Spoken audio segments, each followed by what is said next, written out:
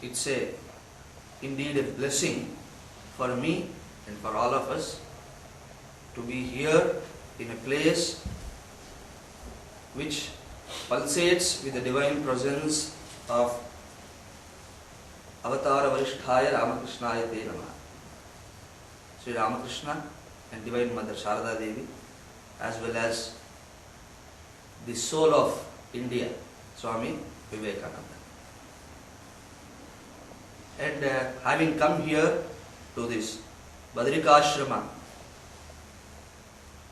I am, because of Mataji's questions about my spiritual growth, etc., I got a chance to remember Pujya Swami Ranganathanandaji Maharaj.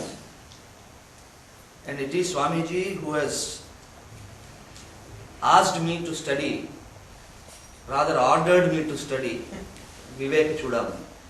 Because as a boy, I used to go to Ramakrishna Math very often in Hyderabad. Because that is a place known to a lot of people to buy books. And Ramakrishna Math has got so many unique features, but one feature which I knew at that time is any book of Shastra you will get at a lesser price there. The book which costs 100 rupees outside, you will get for 10-15 rupees there. So I just wanted to, I went at the time to buy some book, and I came to know that Pujya Swamiji was there in the ashram at that time. Then I requested the attendants over there that will it be possible for me to have his darshan? They said, of course. They took me inside. In such a scene where Swamiji was lying on the bed, he was completely like so weak that he cannot even get up from the bed. That was the scene when I had been there. Then I just asked him, Swamiji, please tell me something, because this opportunity I may not get again. So please tell me something which can really foster the growth in me, which can foster all the spiritual values in me, which can make me realize that this is the important thing in life. Then he saw one book in my hand, a small version of Viveka Chudamani, with just shloka and meaning, that's all. Viveka Chudamani, it should be Swami Gambhirananda's translation or something. So Pujya Swamiji asked me, what is that book? Then I just said, Viveka Chudamani, I just bought it, Swami. He said, read out the third shloka from that. Then I just read it out. Durlabham trayame vaitad devanugraha hetukam manushyatvam mumukshutvam mahapurusha samshrayaha. Such a very, very great shloka it is. The shloka says, these three things are very rare indeed to obtain. Very rare indeed to obtain. Durlabham, dukkhena labhyam. Not that easy to get all these three. Of them, the first one is manushyatvam, to be born as a human being. Because this jiva can have any number of bodies. Because 84 lakhs of varieties are available. Not 84 lakh numbers. Their varieties are available. So what is human birth? Is a chance in 84 lakhs. Not 1 in 10. Not 1 in 100. But 1 in 84 lakhs. So Manushya Janmam is 1 in 84 lakh chance. So Durlabham, that I understood. The second also, Manushyatvam, then Mumukshutvam. Mumukshutvam, generally we translate it as a desire for moksha. But there Swamiji gave a new meaning to it. Not the new meaning, the original meaning which can bring a revolution in us. He says, being born as a human being is good, but to have maturity is more rare indeed. Because people are there without maturity. People age, they don't mature. Because desire for moksha should come out of maturity, of understanding, not just like that. Because my wife is not good, I want moksha, then that is not the desire for moksha. Because I am not able to meet the expectations of the people and I am incompetent to deal with the world and my business, etc. So I want sannyasa, then that is not mokshecha. Mokshecha is not an escape. Mokshecha is an understanding. So he translated it as maturity. Then the third one, still more durlabham, is Mahapurusha Samshrayaha. Getting the proximity of a teacher who can show you the path, not a vague teaching. He will show you this is the path. So like that. And very sincerely I am telling you, that shloka and that encounter with him, that blessing has really worked miracle in my life. And that is the reason very often in my lectures you will listen, you will hear this shloka. Very often, those of you who are acquainted with Telugu, you can, all the CDs are there, so many talks are online. So just go through talk. Every series of talk, at least one time I will refer to that shloka. Because such an impact the shloka, Viveka Chudamani and the Swami had on me. And after that, that boy who was blessed by Swamiji with this little shloka has given a series of talks on Viveka Chudamani in Zee Telugu channel for some years. Okay, so like that, having that blessing is something very, very great, and today I am reminded of all those things. And the topic today is spirituality in daily life. Topic is very interesting when you hear this, spirituality in daily life. But it is a wrong misnomer it is. It's a wrong topic actually. Because according to our Shastra, our culture, spirituality in daily life is not something which is to be understood like this and which needs a 1 hour session for that. Because other religions are there, which are also religions, which are also talking about God, etc.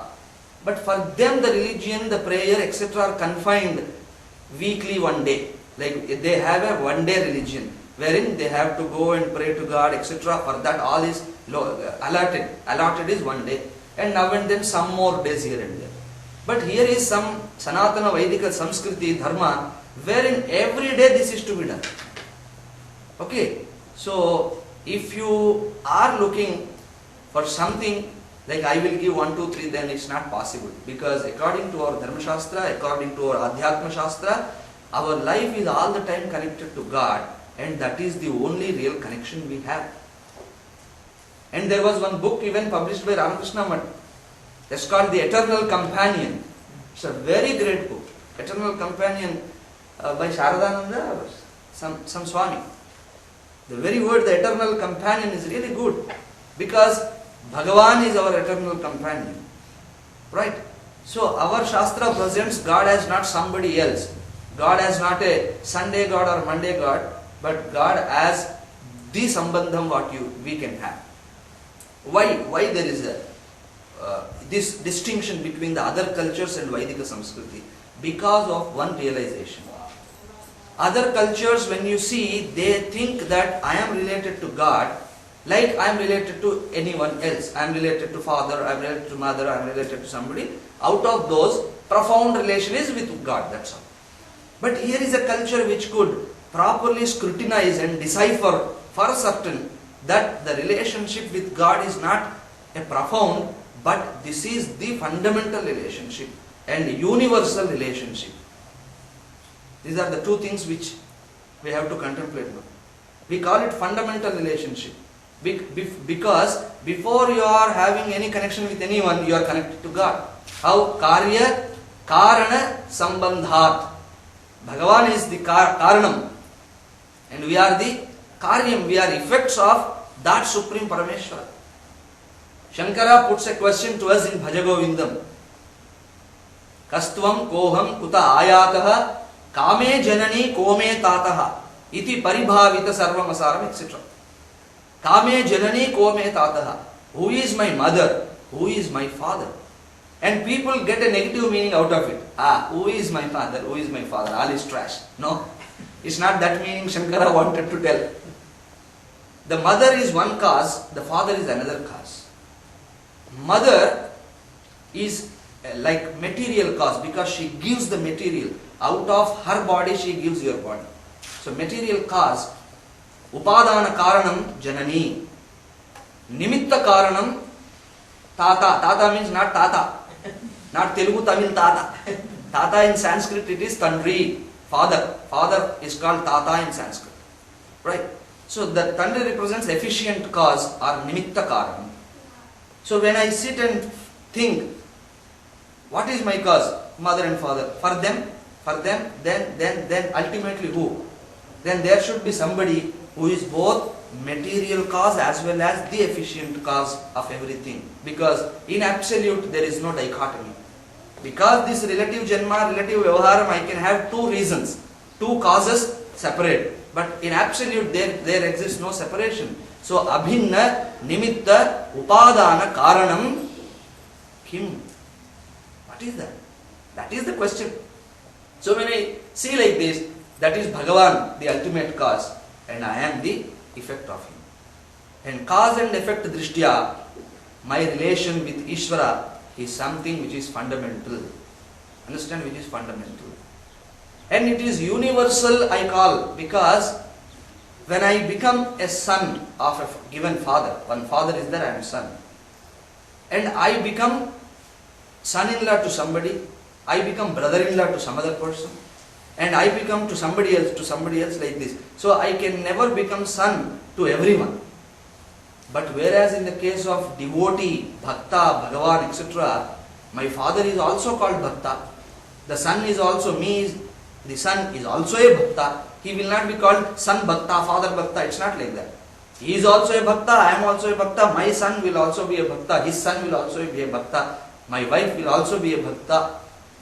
So that means there is no variation, only bhakta, that's all, irrespective of your other relative existence.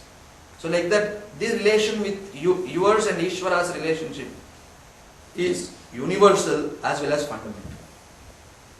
Okay, so Shastra, our Dharma Shastra, our Vaidika Shastra, in one word, our spiritual science could realize that if we can help this man to strengthen, nourish, claim, acknowledge this fundamental relationship, then all other relationships can become very beautiful. Because if fundamental thing is perfect, then anything on it will be perfectly alright. When foundation is strong, the edifice is also strong. The foundation is correct, everything is correct. That is the reason why in your area, California, the foundation has got some wheels, etc. to meet, to withstand the earthquake, because frequency of earthquakes is more, intensity is also more. Right? Yesterday we were discussing that frequency, intensity, recovery. So here frequency, intensity is more. So if you want to do on the top, nothing will happen. If the foundation is taken care, then that building, whatever you construct, the safety is ensured. Like that, my foundation is my sambandham with Ishvara. If that is properly taken care, all else can become very beautiful. So every other relationship will become a bonus for him. Right? If you can manage Ishvara Jiva Sambandha, that my Sambandha and Ishvara Sambandha to be the salary, then every other relationship which I add to my life will become a bonus.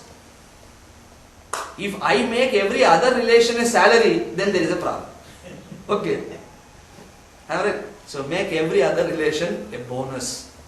So that is what our religion is. So here is a religion wherein spirituality is not presented as something else. Here spirituality is living your day-to-day life in keeping with this bhavana, in keeping with this upadesha is enough. That is called spirituality. And now the spirituality which we are exposed to in the name of so many things, so many yogas, even Veda could not visualize these many yogas possible. Some power yoga. What is this power yoga? Even Patanjali don't know what is power yoga. So many yogas we are exposed. And here comes a situation today that wherein people are thinking religion is something and spirituality is something. So they feel happy to say that I am just spiritual. I am not that religious. I don't like religion. But here is something which says without religion, spirituality is not possible. That is called Hindu Dharma. So for us, right from the getting up to going to bed, and in between, like once you are on the bed and till you wake up, that is also considered puja. Nidra samadhi sthitihi. For them there is no other spirituality. Atma tvam girijamati sahachara prana shariram griham pujate vishayopa bhoga rachana nidra samadhi sthitihi. Now here is a bhakta who is saying, Bhagavan, what is that space? Where is the space without you? Atma stvam, you are the kendram of everything. Atma means the center. You are everything. And the buddhi, mati is Girija Devi. So, you and Parvati are present in me. Atma tvam Girija mati sahacharaha pranaha. All pramada ganas are these pranas only. Pancha pranas. So all this is you. And shariram griham, this very body is your temple, the abode. And when this is like this, the situation is like this, then puja te vishayopa bhoga rachana. Whatever I am experiencing in the world, whatever the world gives to me through my eyes, ears, etc., this all is offered to you. Puja te puja. It is your puja. Vishaya upabhoga rachana. And nidra samadhi sthitihi. If I am not doing anything, wherein I am not a doer, nor the knower, where dravyavastha is there, so there also samadhi sthitihi. Sanchara padayo pradakshina vidihi. Wherever I walk, because it is you and you alone, so wherever I walk it is pradakshina. Because I begin from my home and in the evening I come there. That means one pradakshina is over. Pradakshina is prakarshena dakshinam. Having done, you have come back, that's all over. So I went from my home and came to home. So that is pradakshina. Sanchara padayo pradakshina. Stotrani sarva girau. Every word I utter is your stotram. Yadyad karma karomi tattad akhilam shambho tava aradhanam. Whatever I do, Hey Parameshwara, it is your aradhana only. So that is our culture.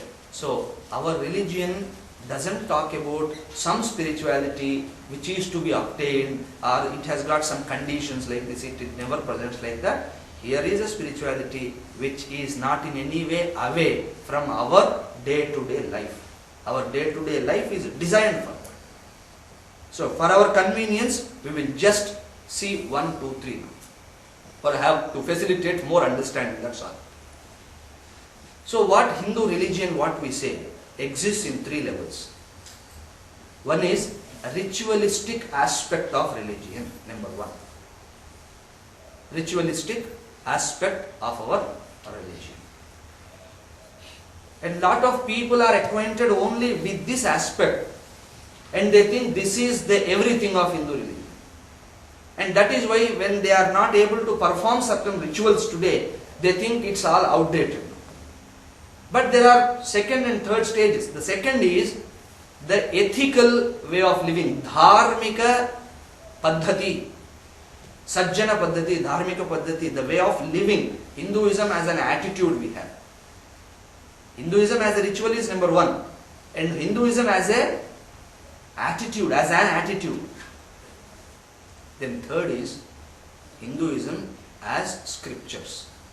So when I say I am a Vaidika, I belong to that great Bharata Samskriti, that means ritual is also there, attitude is also there, and scriptural study is also there. If you just accept one and reject the other 2, any one of the 3 and reject the other 2, then you will not have a proper vision of this. Then you will be looking for some spirituality. Some spirituality that wherein religion has no role to play. Okay, so now what is ritual? Why we have so many rituals? Let us see that. Because every day, right from getting up, we are given rituals. Like the moment you get up, before you are opening the eyes, or just after opening the eyes, you should say, Karagre vasate Lakshmi, Karamadhye Saraswati, Karamule tu Govinda, Prabhate, Karadarshanam. So the moment you have not even opened your eyes. It says Karagre Vasate Lakshmihi, Karagre Vasate Lakshmihi. On the fingertips, the Agrabhagam, Lakshmi is staying. That means wealth is there. What does it mean? If you use them properly, wealth is there. That is why all the software engineers get more money, because they use more fingertips. Karagre Vasate Lakshmi. Karamadhye Saraswati. In the middle portion is Saraswati. Karamule Govinda. Govinda who supports everything is there. What does it mean? That means everything is in your hand. You can tap the anugraham of Lakshmi, you can tap the anugraham of Saraswati, you can in fact relate yourself to Govinda only when you use your hands, not just sitting like this. Yani, the moment you get up, when you enter into the daily life, do those actions wherein you are blessed with Aishwaryam in the form of wealth and Aishwaryam in the form of Jnanam to take you to Govinda. Lakshmi should bless me, Saraswati should also bless me. For whom? For me to realize that Govinda. And who is that Govinda? Is the Govinda separate from Shiva, Vishnu, Brahma, etc.? No. Gobhirvakyeneva vidyate labhyate iti Govinda. One who is obtained by the Veda Vakyam. Go means Veda. Veda Vakya, Veda Vakyena labhyam. That means your own self. The self which is revealed by the Veda Vakyas in the form of Tattvamasi, Aham Brahmasmi, Ayamatma Brahma, Prajnanam Brahma, that is Govinda. Why he is called Vishnu? Sarvam Veveshti, he is everywhere. Vyapaka Shilatva, everywhere he is there. So like that, our religion presents to us.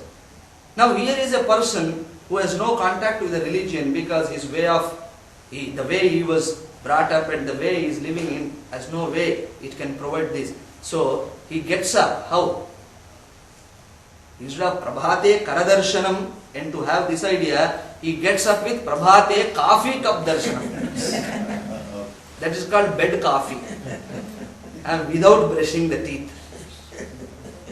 But we have a prayer to get up. And during Snanam you have to chant a prayer. If you don't know Aghamarshana Suktam, etc., at least Gange cha Yamune chaiva Godavari Saraswati Narmade Sindhu Kaveri Asmin bucket jale Sannidhim Kuru. This bucket jale, though it is ordinary tap water, you are invoking all the divine rivers. And you are taking that blessing now. So wherein not only your body but also your mind is purified, Chitta Shuddhyartham. And when you are to eat, then also you should chant some prayer. And what is that prayer? Annapurne Sadapurne Shankara Prana Vallabhe Jnana Vairagya Siddhyartham Bhiksham Dehi Cha Parvati. Hey Parvati, in the form of Annapurna, please give me some food. For what? To add on 2 more cages. No. Jnana Vairagya Siddhyartham, to have Jnana and Vairagya and attain moksha, the Parama Purushartham, I need my body. And that body how? Intact, healthy. So for that I request you to give me some food. So for eating food you have a prayer. Even before sleeping you have a prayer. So this is our life. This is called spirituality. So why these many rituals? Daily ritual we have, that is called Nitya. And occasional rituals we have in the form of an elaborate puja, etc., called Naimittikam. Nitya, Naimittikadi. Why? Because these rituals, though they have many other benefits, the basic important benefit is, it says you are connected to God. You are related to God all the time. Understand? This is the prime purpose of that ritual. Other things are also there. Your health is taken care, and your different things are taken care, including your material benefits. And some rituals are in the form of prayaschitta karma, because unknowingly we have done many wrongs, we would have done a lot of mistakes. So for that I need to take prayaschittam. So in the form of prayaschitta there are some rituals. When you see them, you don't see anything, because they don't give you a direct benefit. It appears waste of time, but that is doing some other job called prayashchitta. It is cleansing you from all this papa. Who believes all these things? Swamiji, what is cleansing? Ayyo, go to Ramachandra Mission today, they are also saying the same thing. We want to cleanse you.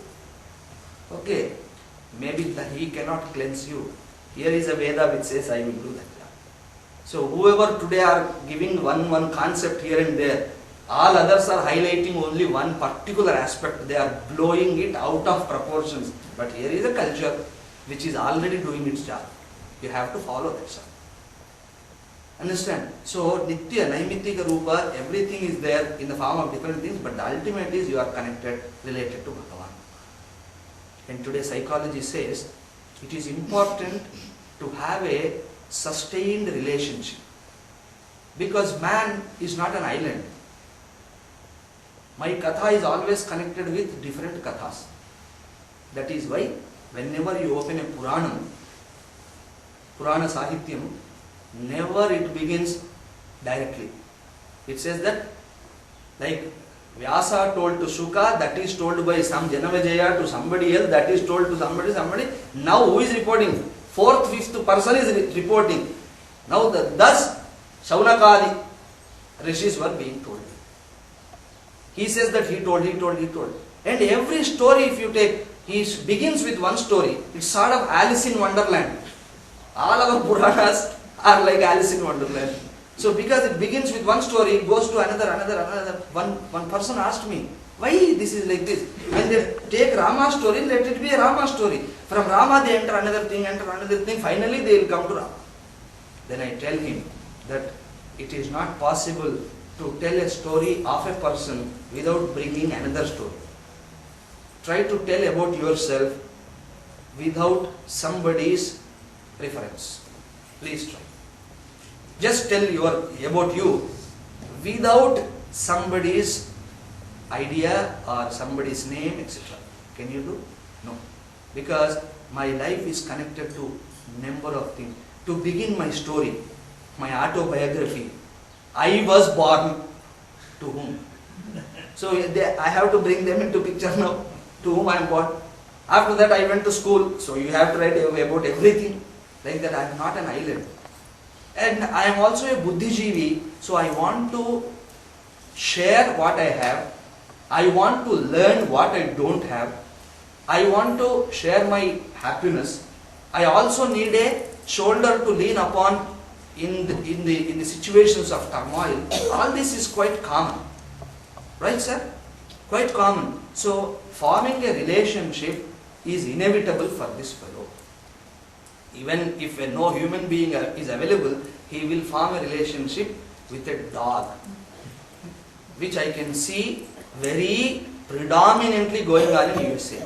Yesterday I am told by somebody that people also do write in their will, etc., some millions of dollars to the dog, which has no buddhi, even doesn't know what is happening around him. But people do. Why? Some relation we want. And Malika was telling me that Swamiji, never say your dog is good. Even when somebody shows, hey, see my pet, or they won't even say my pet, see my child. Then don't ever say that the dog is good. You should say, what a beautiful child. If you say, you will get more dakshina. If you say, what that dog don't bring here, then they will throw you away. Why? Because we want certain relationship.